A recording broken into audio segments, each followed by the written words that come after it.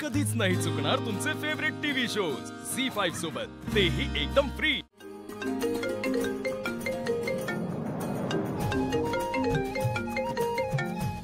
आबासाहेब एक फोन घेऊ का? घे आता आणि आटप लवकर। हा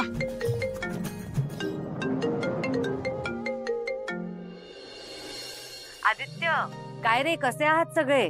आई आई कशी आहेस तू? बाबा कसे आहेत? आम्ही एकदम मजेत, तिकडे सगळे नीट आहेत आणि दिशा आहे ना आमची काळजी घ्यायला। बरं, कंपनीचं काम कसं चाललंय? हो, कंपनीचं काम खरंच खूप व्यवस्थित सुरू आहे। प्रत्यक्ष कामाला लवकरच सुरुवात होईल। आदित्य, अरे तू नेमका आहेस कुठे? लोकेशनवर आहे, लोकेशनवर आहे, जवळ। अच्छा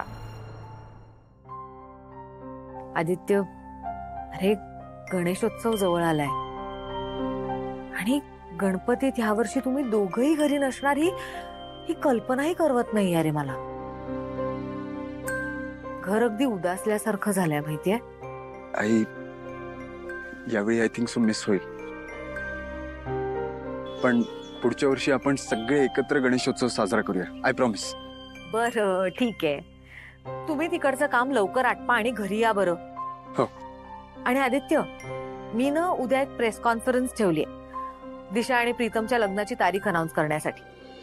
रे आदिनाथ, चल की लवकर, तिकडे पार्वती वाट बघतीये। वय वय आलो आबासाहेब।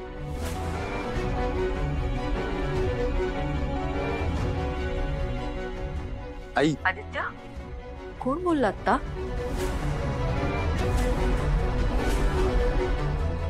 कोणाचा आवाज होता तो? का काय काय झालं? एक वेळ जीव गेला तरी चालेल, पण आपलं हे नातं संपणार नाही। आयुष्यात सगळ्यात जास्त अभिमान कुठल्या गोष्टीचा असेल ना, तर तो याच गोष्टीचा आहे, तू माझी बहीण आहेस। खूप ओळखीचा आवाज वाटला, खूप जवळचा। असं वाटलं की कित्येक वर्षांनंतर हा आवाज ऐकलाय मी। कोण होतं ते? आई ते आम्ही लोकेशनवर आहोत ना, तर ते कॉन्ट्रॅक्टर्स आपापसात बोलत होते घरी जायचंय वगैरे म्हणून। पण आई तुला काय झालं? Are you okay? एकदम असं आवाज बदलला तुझा। नाही, काही नाही। अरे बऱ्याच दिवसात प्रीतमशीही बोलणं नाही झालेलं, तर जरा वेळात वेळ काढून त्याच्याशीही बोलणं करून दे। हो आई। आई मी तुला करू थोड्या वेळाने फोन? बर, ओके बाय।